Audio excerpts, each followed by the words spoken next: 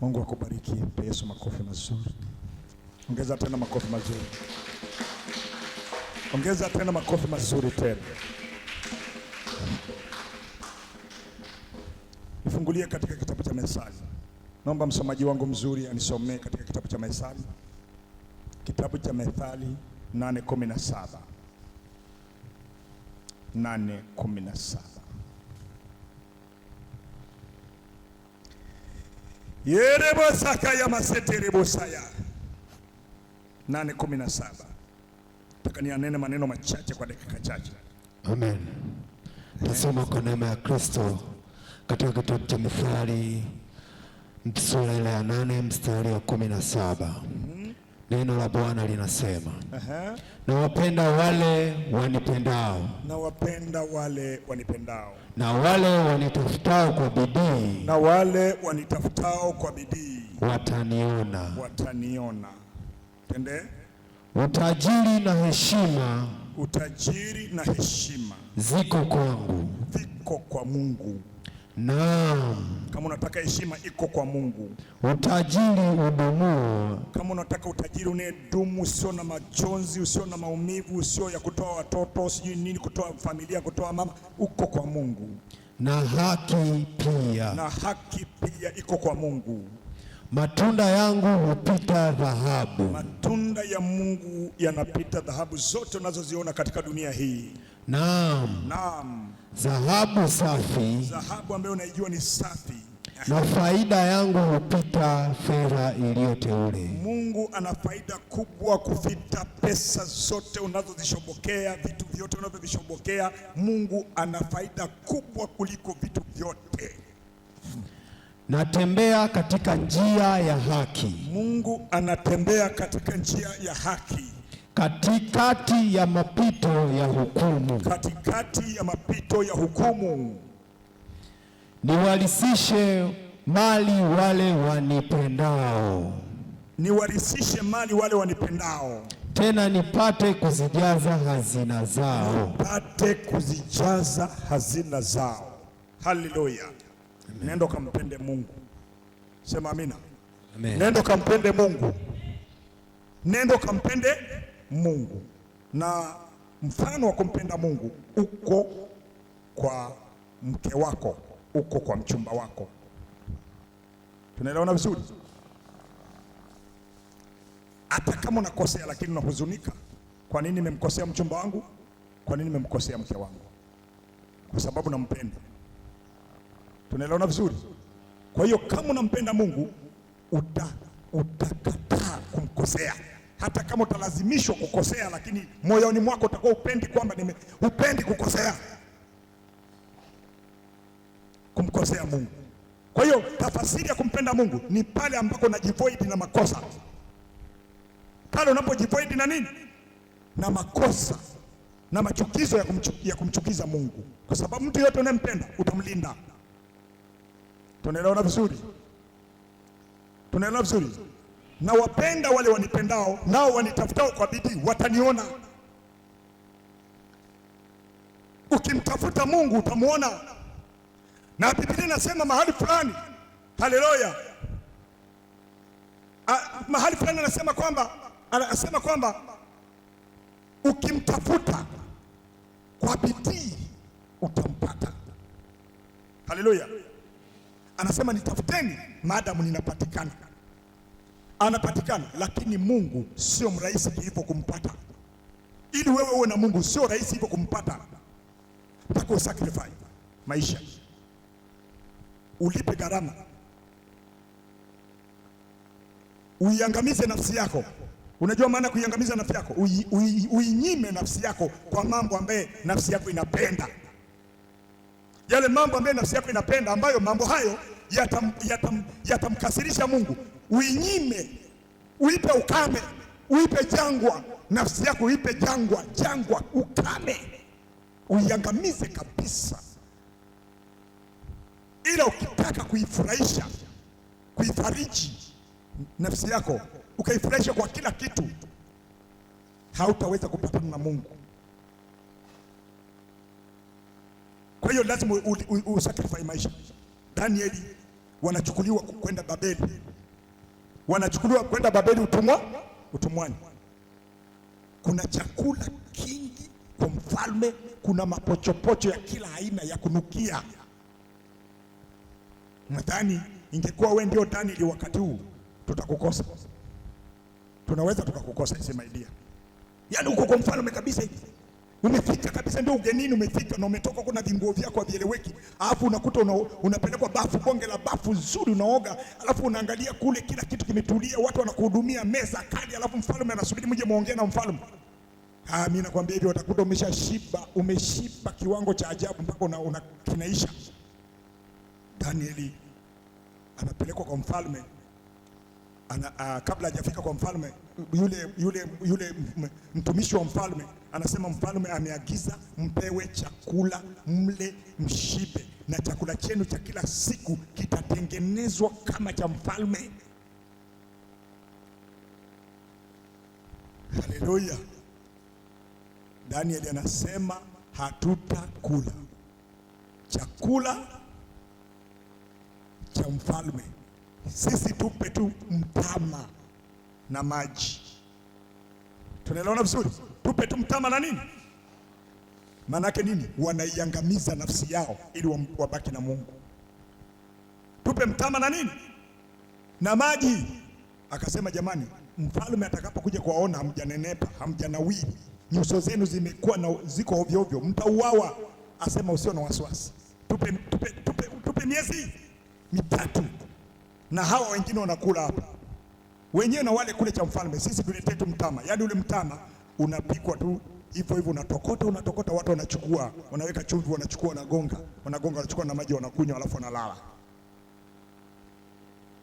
Ushakuona imani kama hizo wewe? Au unasoma tu alafu unapita uelewi? Sasa na hapa hakuna miungu tayamini na watu waweza kuniponya. Alafu mahali fulani anasema sitajitia unajisi kwenye chakula cha mfalme. Siwezi kujitia unajisi kwenye chakula cha mfalme. Nenda kale chakula chako katika jina la Yesu Kristo. Nenda kavae nguo zako mwenyewe katika jina la Yesu Kristo. Nenda kavae viatu vyako mwenyewe kwa pesa zako katika jina la Yesu. Nenda kavae hereni zako kwa pesa zako katika jina kuu la Yesu Kristo wa Nazareti. Na Bwana akakutendea katika jina la Yesu. Na kama una kazi, Mungu akakupe kazi. Ukienda Kariakoo, weka gauni lako kwa pesa zako mwenyewe. Ukienda suka kwa pesa zako mwenyewe. Haleluya! Kwa Yesu makofi kama unapenda. Makofi hatoshi. Hebu niongezee makofi mazuri. Haleluya! Naongea na mtu mahali hapa.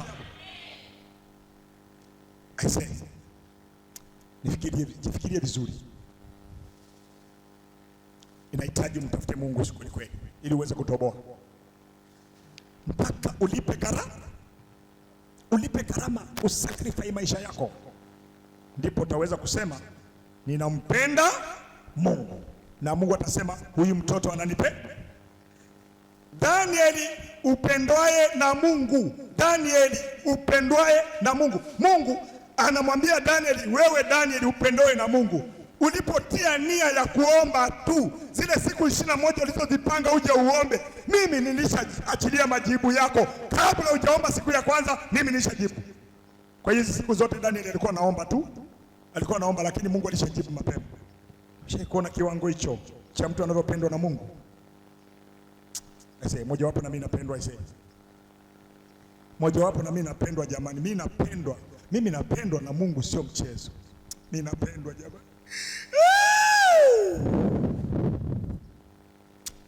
Mungu ananipenda kwa namna ya ajabu sana. Mimi wanaogopa sana. Mungu wangu ananipenda sio kawaida. Haleluya! Anasema nimemwona Daudi mwana wa Yese. Nimemwona Daudi mwana wa Yese. Nimemwona Daudi mwana wa Yese. Huyu ndio atakayefanya mapenzi yangu. Huyu Daudi. Mungu akakupe neema hiyo katika jina la Yesu Kristo. Sema amina kama uko mahali hapa. Haijalishi wewe ni mwanamke, utakuwa Daudi katika jina la Yesu. Mungu akakupe neema hiyo. Wengine wasemi neema, wanaona kama anacheza cheza tu. Mungu akakupe neema hiyo katika jina la Yesu. Amen. Nimemwona Daudi mwana wa Yese, nimemwona Musa mtoto wa mzee Gwau, nimemwona Kristina mtoto sijui wa nani, nimemwona Happy sijui mtoto wa nani, nimemwona Irene mtoto sijui wa nani, nimemwona Hawa mtoto. Come on, kama ingetokea wote tukawa tumetazamwa kwa namna hiyo, hapatoshi. Kama ingetokea nisikie sauti Saidi anasema nimemwona fulani bini fulani, ingekuwa hapatoshi. Mungu akusaidie sana wewe. Mungu akusaidie sana wewe. Petro, unanipenda? Anasema nakupenda. Wewe wajua. Kuna watu walikuwa wanampenda Mungu, sio mchezo. Petro, unanipenda? Anasema wewe unajua. Anamhakikishia kwamba wewe unaelewa kwamba mimi Petro huwa nakupendaga Kristo. Na Mungu akusaidie. Petro, unanipenda? Anasema wewe wajua. Anamwambia chunga kanisa lako. Petro anarudiwa tena, Petro unanipenda? Anasema wewe wajua. Mwisho Petro anasema akakasirika. Kwani unaniuliza? Si unaelewa? Kwani unaniuliza? Si unaelewa? Unafikiri mzaha? Nenda kampende Mungu katika jina la Yesu. Sema amina. Nenda kampende Mungu katika jina la Yesu. Sema amina. Mungu akakupe neema ya kumpenda Mungu katika jina la Yesu. Sema amina. Amina. Haleluya. Haleluya. Maisha haya ya nyakati hizi na ufahamu uliokuwa umefungwa nyakati zilizopita, tulikuwa hatujui kabisa tunaweza tukaishije. Sasa kama leo huko hapa haujui unaweza ukaishije kwa habari ya Mungu, umekwisha. Umekwisha my dear. Kama huko hapa haujui tutaishije. Haleluya. Ni kama vile watu wa kwenye mitandao wanakudanganya sana. Nenda majumbani kwao, wana shida kupita kiasi. Watu wa kwenye mitandao wasikudanganye, wana shida, wananuka shida. Tena wengine mpaka wanabaki kwa omba tu. Sasa wanahama kufanya kazi zao za mikono, wanakuwa machawa. Na uchawa ni kujizalili. Hata kama ungekuwa umejenga nyumba kwa uchawa, ni kujizalilisha. Hakuna tegemeo kwa Mungu. Maana yake ukufanya kufuatana na Mungu, ulikuwa tu unawaremba watu, unawadanganya watu. Au wakati fulani unamsifia mtu katika upumbavu, baadaye umwambie ukweli, unamsifia katika upumbavu ili wewe upate tu chochote. Ili ukimwambia naomba milioni 100, nitakuwa narudisha kidogo kidogo upewe alafu kajenge. Haikufai kitu. Haikufai kitu katika dunia hii. Naongea na mtu mahali hapa. Nazungumza na mtu mahali hapa. Biblia inasema hata upewe ulimwengu wote, alafu kaiangamiza nafsi yako, haikusaidii chochote. Petro, wanipenda? Anasema wewe wajua. Petro alikuwa anampenda Yesu. Walipotaka kuja kumkamata Yesu, Petro alikuwa na hawa yake hapa kama kawaida. Unajua Wayahudi kuwa na kisu hapa sio tatizo. Lile jambia kubwa liko hapa kwenye kiuno sio tatizo. Au amejaa Roho Mtakatifu lakini jambia liko hapa. Amefurika nguvu ya jambia liko hapa. Sijui ni kuhani, jambia liko hapa. Sijui ni jambia liko hapa. Sasa Petro wako na Yesu. Kwa nini Yesu hajamwambia Petro bakisheni visu nyumbani? Hapa hakuna kutembea na visu. Ndio kanuni zao. Sasa walipotaka kuja kumkamata Yesu, kijakazi mmoja sijui ajipendekezaje karibu labda Kierere. Wewe alichukua hii hapa. Ikaanguka kule.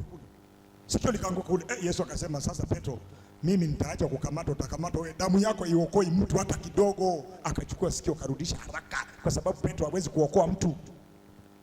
Damu ya Petro angepelekwa jela, akatundikwa msalabani pale kwa sababu ya kosa ya kumkata kijakazi wa kuhani. Hiyo damu ya Petro isingetuokoa.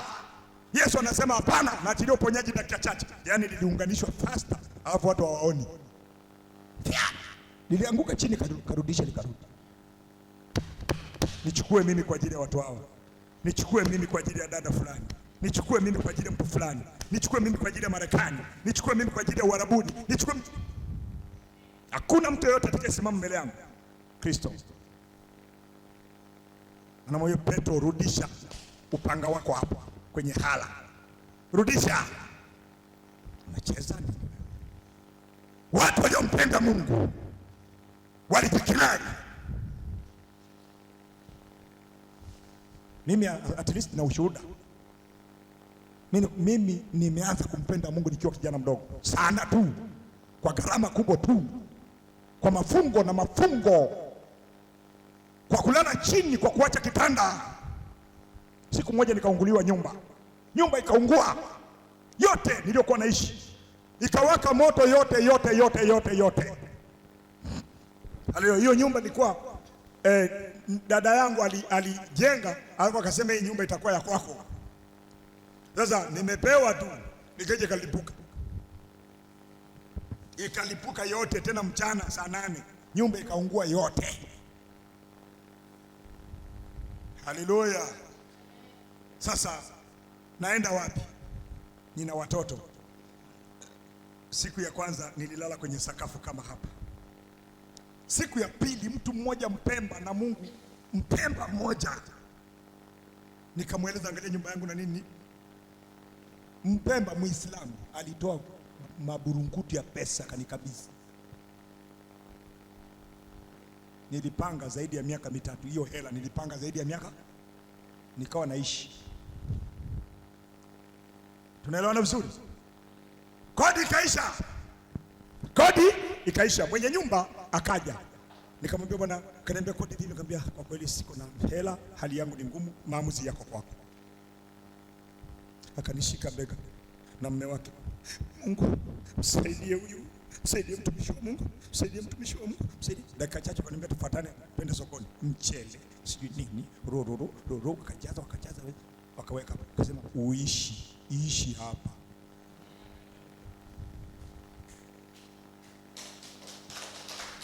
Wewe unang'ang'ana na kodi mpaka jasho linakutoka.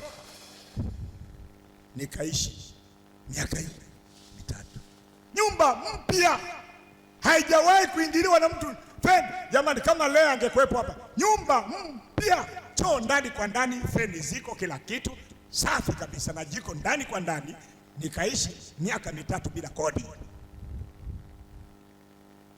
Naongea na mtu mahali hapa. Namna ya kumpenda Mungu. Naongelea kumpenda Mungu. Nenda kampende Mungu, my dear. Acha habari nyingine duniani. Sikiliza, Mungu hapendwi kwa sababu eti wewe una dhambi. Tunasema mimi ngoja nimalize kwanza dhambi. Dhambi haziishi. Ukiwa umeokoka dhambi zipo, ila umefutiwa na Yesu. Yesu ameshawahi kukufutia kwa sababu tu ulikubali kuokoka, ndio maana umefutiwa. Ila wewe kusema eti dhambi zisikujilie, dhambi zinakujilia. Kwanza unamwazia mabaya mume wako hapa kwenye kona, na mume wako moyo wako, kwa sababu huoni ni kichaka, haoni kama unamwazia mabaya, na yeye pia naye katika ujinga wake mko naye hapo anakuwazia vibaya. Lakini Mungu ni wa ajabu sana. Hapo mlipo kitandani, Mungu warehemu.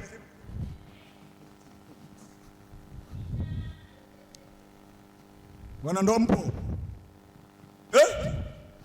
umepanga mabaya kwenye moyo, umepanga mabaya huku mko. Akikuuliza vipi unaendelea? Vizuri tu, hamna shida. Ila huku mbona mna utata?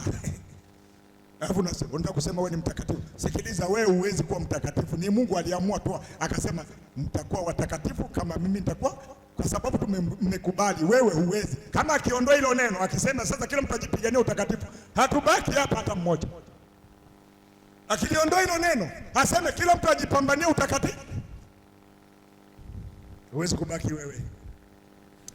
Hizi naziongelea huruma za Mungu. Unajua Mungu ni mzuri. Mungu ni mzuri my dear. Mungu sio dikteta. Tunaelewana vizuri? Naongea na mtu mahali hapa. Naongea na mtu mahali hapa. Haleluya. Nenda ukampende Mungu. Zaburi 91:14. Naomba usome hapo alafu naenda kumaliza. Dakika chache tu, sio na wasiwasi. Amen. Saa 7 kama nitakonishamaliza. Nitasoma katika kitabu cha Zaburi 91 mstari wa 14. Neno la Mungu linasema, yes, kwa kuwa amekaza kunipenda. Sikiliza, kwa kuwa amekaza kunipenda. Amekaza kunipenda. Yafaa mkulima mwenye bidii, yafaa mkulima aliyokaza kulima apate mazao, si ndio? Bidii ya mkulima inamletea nini? Mazao. Kwa kuwa amekaza kunipenda nitamwokoa. Kwa kuwa amekaza kunipenda, alafu anasema mbele yake, kwa sababu nimemwona amekaza kunipenda, huyu jamaa nitamwokoa. Huyu jamaa nitamwokoa. Yaani kwa tabia yake alionayo ya kunipenda mimi, kwa tabia yake alionayo ya kuomba, kwa tabia yake alionayo ya kupiga magoti mbele zangu, kwa tabia yake alionayo kusoma neno, kwa tabia yake alionayo watu wanarukaruka kule kwenye mabao wanarukaruka, yeye haendi huko, amekaa chumbani, ananitafuta mimi, ananihitaji mimi, amemimina moyo kama vile Ana alivyomimina moyo kwa ajili ya kunihitaji mimi. Huyu mtu mimi leo hii Mungu wa mbinguni nitamwokoa. Come on, sema amina kama uko mahali hapa. Amen. Huyu mtu nitamwokoa. Haitoshi tu kuja kanisani. Haleluya. Wanaambiwa heri kufika kanisani kuliko kutoa kafara ya wapumbavu. Kafara ya wapumbavu kule mtaani, kukaa tu unapiga zogo kama sasa hivi Jumapili, ungekuwa unapiga zogo tu. Fulani uko wapi? Nakuja kukutembelea leo, najua nina nafasi. Nguo zangu nimefua. Yaani unaona ni jambo la msingi sana. Jambo la msingi ni kuja kwenye nyumba ya Mungu. Usitoe kafara ya wapumbavu kule mtaani. Heri kukaribia nyumbani mwa Bwana kuliko kutoa kafara. Sasa ukikaribia nyumbani haitoshi, unahitaji kubadilishwa zaidi, unahitaji kwenda viwango vingine zaidi, unahitaji kwenda viwango vingine zaidi. Unanielewa vizuri? Kuna mtu mmoja anaweza kusema kwamba muda fulani nilishawahi kuokoka jamani. Sasa Mungu akakurudisha katika jina la Yesu Kristo. Amen. Sema amina. Mungu akakurudisha katika jina la Yesu. Amen. Muda fulani nilikuwa nimeokoka kweli kweli, nilikuwa naimba, nilikuwa nafanya hiki, yani kwa kweli sijui kwa nini nilikuja kurudi nyuma. Sasa Mungu akakurudishia hiyo neema kwa jina la Yesu Kristo. Sema amina. Amen. Mungu akakurudishia hiyo neema katika jina la Yesu. Sema amina. Amen. Amen. Sema amina tena. Amen. Haleluya. Sakarabosiki. Endelea. Na kumweka palipo juu. Na kumweka palipo juu. Kwa kuwa amejua jina langu. Kwa kuwa amelijua jina langu. Ataniita nami nitamwitikia. Ataniita nami nitamwitikia. Nitakuwa pamoja naye taabuni. Nitamwokoa na kumtukuza. Nitamwokoa na kumtukuza. Kwa siku nyingi sana nitamshibisha. Kwa siku nyingi, yani kuanzia ujana wako, sijui kwenye umakamu wako, unaenda uzeeni, Mungu atakuwa mtetezi kwenye maisha yako. Baada ya wewe, kizazi chako atakumbuka. Atakumbuka wewe kufa, nenda kafukiwe, uondoke katika umri wako wa miaka ya kutosha. Kama ulikuwa umelipa gharama kwa Mungu, mtoto wako hata kama apotelee mbali, awe mlevi wapi Marekani, Mungu atamrudisha. Tabia ya Mungu sio dhalimu, atamchukua kutoka Marekani na ulevi wake na madawa ya kulevya, atamleta mahali, atakuja kumsimamisha tena kwa ajili yako, kwa ajili yako. Amen. Kwa ajili yako wewe. Amen. Kwa ajili yako wewe. Amen. Maana yake ni nini? Ukiwa hapa haujengi maisha yako tu, unajenga na maisha ya kizazi chako. Amen. Kama kuna mtu mmoja watoto wake bado wapo kwenye viuno vyake, unatengeneza atakayetoka atafadhiliwa na Bwana. Amen. Kama atatoka wa kiume atafadhiliwa na Bwana. Kama atatoka wa kike atafadhiliwa na Bwana. Wakati umetoka, Mungu anainua watoto wako. Mungu atakutendea katika jina la Yesu. Amen. Mungu atakuinua katika jina la Yesu. Amen. Mungu atakubariki katika jina la Yesu. Amen. Mungu akusaidie. Sasa kama kutengeneza mazingira ya watoto wako. Ngoja nikupe story moja ajabu sana.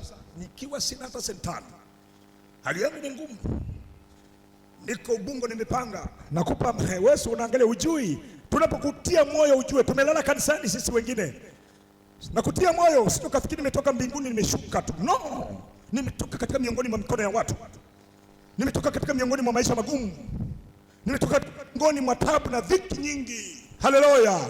Naongea na mtu mahali hapa. Amen. Wakati huu nimekaza kumpenda Mungu, wakati huu ninatembea na Mungu kweli kweli, muda ukafika mtoto wangu Mtoto wangu amefikisha miaka kama 8, kama sita hivi. Watoto wote wanapelekwa mashuleni, watoto wanaandikishwa shuleni. Sasa mimi niko Ubungo Msewe, nitapita wapi? Huku magari na huku magari na huku magari lelele na huku magari. Hela sina, nimepanga chumba na sebule. Mtoto wangu anaenda kusoma wapi kwenye shule hizi? Nikifikiria kaingie bondeni, kaende mtoni, kapite mtoni, kaende. Na mimi natoka hapo naenda kufanya kazi, nilikuwa naendesha magari, kanaenda hivi, katokea hapo, kaenda hivi. Vipi wai? Inakuwaje?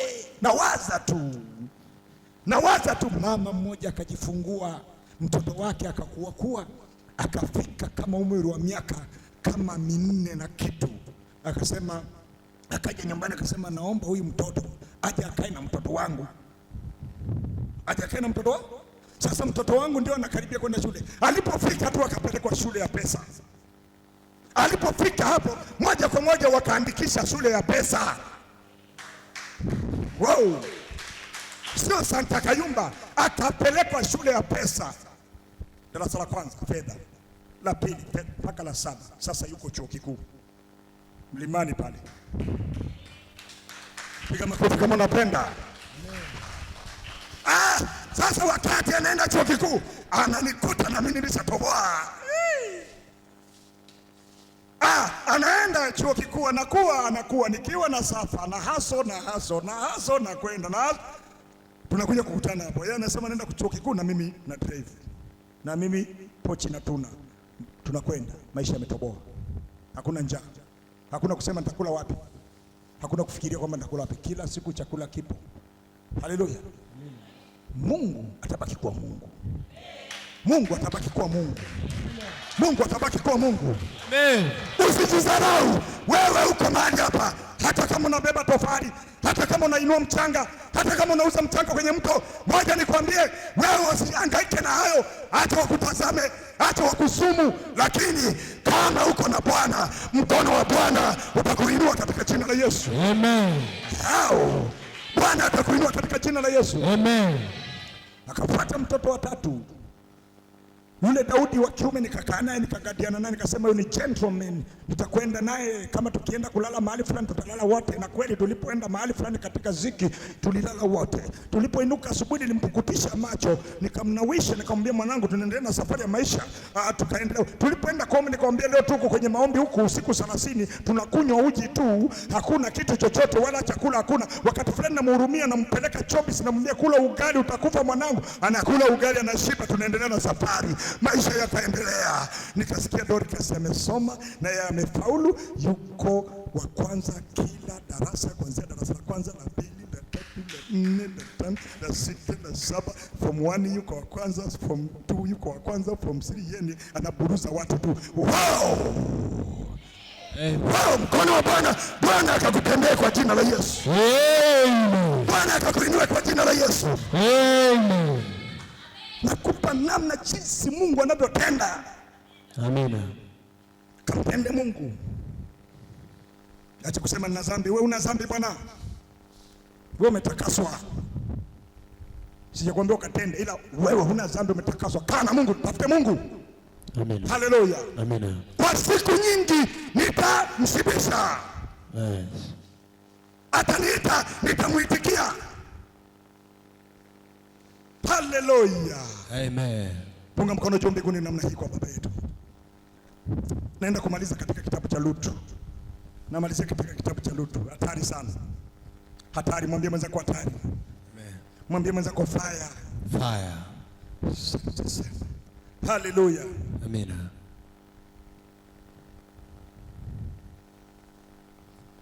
Kitabu cha Lutu. Hebu nifungulie kitabu cha Lutu pale ambako yule Lutu anamng'ang'ania mama mkwe wake Naomi. Haleluya. Anamng'ang'ania mama mkwe wake nani? Naomi. Mtu mmoja nitafutie hapo. Anamng'ang'ania mama mkwe wake Naomi. Haleluya.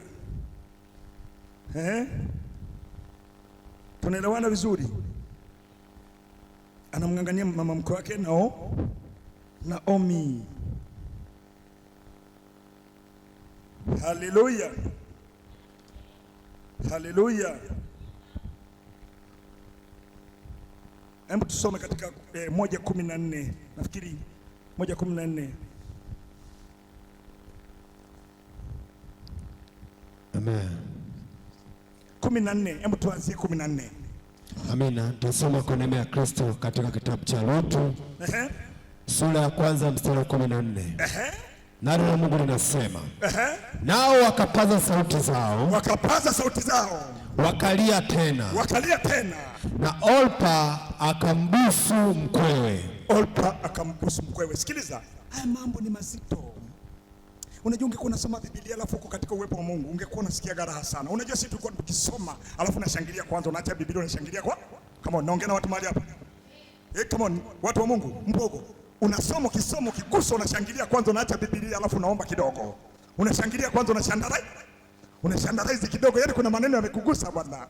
Yanatembea kwenye mifupa, yanachoma kwenye damu, alafu unaacha kwanza Biblia, unashandarize kidogo kwa maombi dakika chache yani. Unapiga magoti, alafu ukiinuka unasikia neno lingine tena linakuja moyoni. Unasoma, yanaingia mpaka kwenye mifupa, alafu unaacha upako, unaanza kunena kwa lugha chumbani. Wasakarabusi. Watu wanasema nani analia kule? Amefiwa? Hajafiwa, yuko rohoni. Yuko rohoni. Mkwewe lakini Lutu akaambatana naye. Sikiliza maneno ambayo yalikuwa yamefuatwa hapo. Twende. Naye akasema, sikiliza maneno. Naomba uyasikilize vizuri ya maneno. Tazama, shemeji yako amerejea kwa watu wake. Huyu Orpa amerejea kwa watu wake. Yeye ameamua kurudi, amenibusu hapa, alafu amesharejea. Twende. Na kwa Mungu wake. Na kwa Mungu wake kule, kwa miungu yao. Basi urejee wewe, umfuate shemeji yako. Na wewe Lutu mfuate Orpa, shemeji yako muondoke naye. Naye Lutu akasema, usinisihi nikuache. Mtu asikusihi kumwacha Yesu. Sema amina kama uko mahali hapa kunishangaa. Amen. Mtu asikusihi kumwacha Yesu. Usinisihi nikuache. Yaani wewe mwenyewe usinisihi mimi nikuache, usiniambie hayo maneno. Twende. Nirejee nisifuatane nawe. Usinisihi nikuache alafu nirejee nisifuatane na wewe. Maana wewe uendako nitakwenda. Na wewe ukaapo nitakaa. Na wewe utakapokaa na mimi nitakaa. Watu wako watakuwa watu wangu. Watu wako wa kabila lako watakuwa watu wangu. Na Mungu wako atakuwa Mungu wangu. Mungu wako ndio atakaye Mungu wangu. Pale utakapokufa nitakufa nami. Pale utakapokufa na mimi nitakufa maeneo hayo, nchi hiyo. Na papo hapo nitazikwa. Na hapo ndipo nitakapozikwa mahali pale. Bwana anitendee vivyo na kuzidi. Haya niliyoyaongea Mungu unanitendee hivyo na kuzidi. Huyu ni Lutu anamwambia mama yake mkwe Naomi. Ila kufa tu utatutenga wewe nami. Haijalishi sijui ni nani ataanza, yamkini utaanza wewe ndio, bali nitabaki mimi, ama nitaanza mimi ndio, lakini kwa wakati huu nitakuwa na wewe. Ni kifo tu ambacho kitatutenga. Twende. Basi alipomwona kuwa amekaza nia yake, Mungu akikuona umekaza nia yako, sijui kama naongea na watu watawasemi amina. Mungu akikuona umekaza nia ya kumfuata. Alipomwona kuwa amekaza nia yake kufuatana naye, aliacha kusema naye, akaondoka naye. Biblia ya ajabu sana. Huyu ni mtu ambaye Naomi kwenye Biblia ni mwanamke mmoja aliyotoka Israeli. Kutoka Israeli alikuwa na mume wake anaitwa Elikana, si ndio wana wa Mungu? Haleluya. Wakaenda huko na vijana wake wangapi? Wawili. Wale vijana wakaenda wakaoa huko kwenye nchi ya mbali, wakaoa watoto wa kike wawili. Wale bahati mbaya wale vijana wakafa wote. Yule Elikana mume wake na Naomi naye akafa. Wakiwa katika nchi ya Moabu, wakaamua kurudi wakasikia habari njema katika taifa la Israeli kwamba mvua zimenyesha, mazao ni mengi, chakula kipo. Huyu Naomi akaamua kurudi na wakwe zake wangapi? 2. Sasa akawa anawaambia rudini, mimi sina kitu. Hata sasa nikipata mimba leo nikazaa, wakati fulani miaka hiyo walikuwa wanarisiana, nikizaa mimi akatoka kijana hapo, wakatoka vijana 2, mtawasubiri mpaka wakue wao watu wazima waje waoe? Haitawezekana. Nendeni tu mkaolewe kwenye nchi za watu wengine. Holpa akaona maneno haya, mimi siwezi kufuatana naye tena. Akambusu mama mkwe, yeye akaondoka.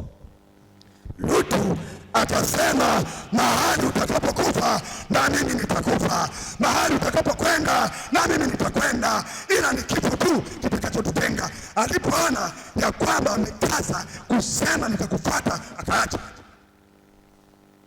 Sema amina kama uko mahali hapa. Amen. Sema amina kama uko mahali hapa. Amina. Mungu akupe neema ya kumfuata Mungu katika jina la Yesu. Mungu akupe neema ya kumfuata Mungu wakati wote katika jina la Yesu. Amen. Haleluya. Amina. Huyo mwanamke maneno yake huko mbeleni, unafikiri alikuwa maskini? Sikiliza, alipofika katika nchi ya Israeli, sikiliza, alikuwa ni binti. Sasa akaolewa na mwanamume mmoja wa ukoo wa Elikana, anaitwa Boaz. Anaitwa nani? Nani amepatia huyo? Nimesikia mtu mmoja amepatia. Wewe? Akaolewa na mwanamume mmoja anaitwa Boazi. Boazi akamzaa Obedi. Obedi akamzaa Yese. Yese akamzaa Daudi. Daudi akajenga mji wa Yuda, akazaliwa Yesu Kristo wa Nazareti. Akazaliwa Yesu akazaliwa Yesu.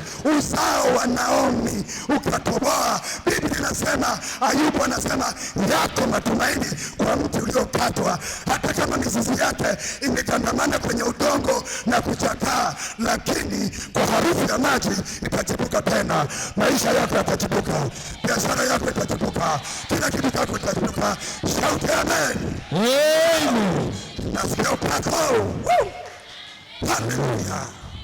Amen. Mtu ambaye alishakosa matumaini. Hii kama story mngekuwa inasoma ukaona kwenye maisha yako. Mtu ambaye Naomi hana kitu. Lutu ndio anasema nitakwenda na wewe. Akaenda akaolewa na Boazi. Boazi akamzaa Obedi. Obedi akamzaa Yese. Yese akamzaa Daudi.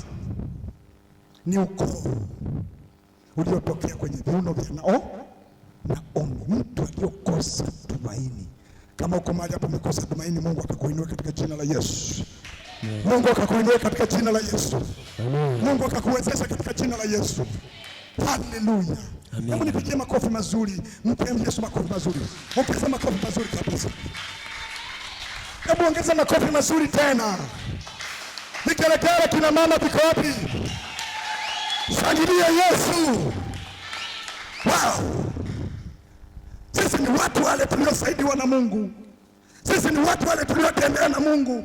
Nikimsoma Naomi najiona mimi. Nikimsoma Daudi mwana wa Yese wakati anafukuzwa na Daudi najiona mimi, na Sauli najiona mimi. Haleluya. Naongea na mtu mmoja hapa.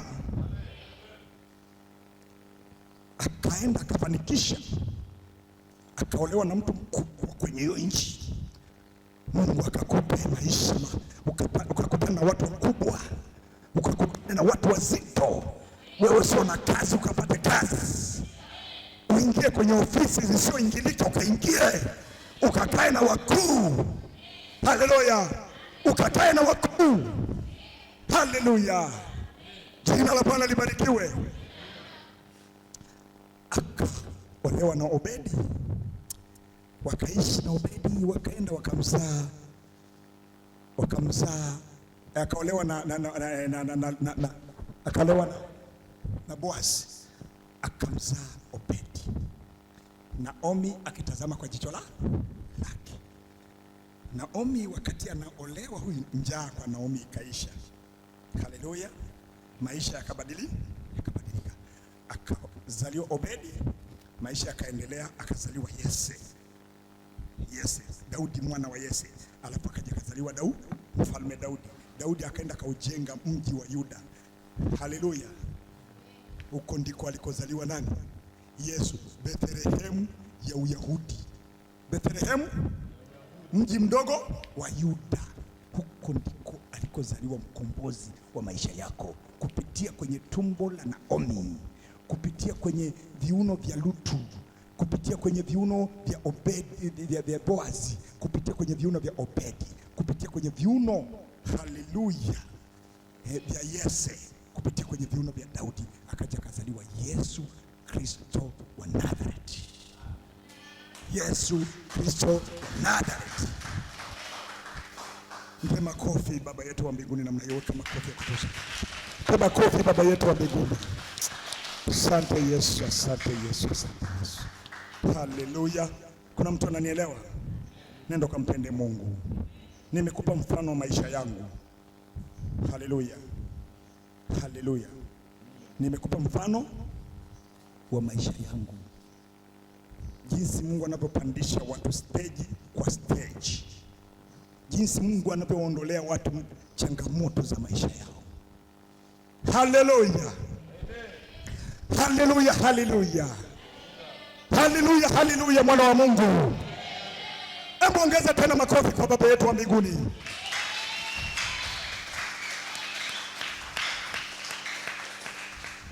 Nimemwona Bwana kwenye maisha yangu. Nimeona jinsi Mungu anavyotenda mambo makubwa. Nimeona jinsi Mungu anavyoinua watu. Nimeona jinsi Mungu anavyoinua walio chini sana, waliovunjika mioyo. Bwana apewe sifa. Haleluya, haleluya. Jina la Bwana libarikiwe. Kuna stori moja ya mtu mmoja alikataliwa, akaambiwa wewe ni mwana wa kahaba, hutalisi pamoja na sisi. Anaitwa Yefune, anaitwa Yefta. Biblia inasema akaenda nchi ya mbali, akaenda akakaa huko. Aliondoka na watu wa hovyo, watu mafedhuli, akaenda kule. Biblia inasema Mungu akamtajirisha, akawa tajiri sana. Hawa ndugu zake walimfukuza, wakaonewa huku, wakawa wanapigwa na Wafilisti na nini, wakaenda wakamfuata, wakasikia taarifa yake kwamba amekuwa ni mtu hodari. Mungu akakufanya kuwa mtu hodari katika jina la Yesu Kristo, sema amina. Mungu akakufanya kuwa mtu hodari katika jina la Yesu. Amina. Haleluya. Mungu akubariki sana. Shalom, shalom. Mungu akubariki sana. Barikiwa na Bwana, barikiwa na. Punga mkono namna hii. Punga mkono namna hii. Shalom, shalom. Mungu akubariki sana.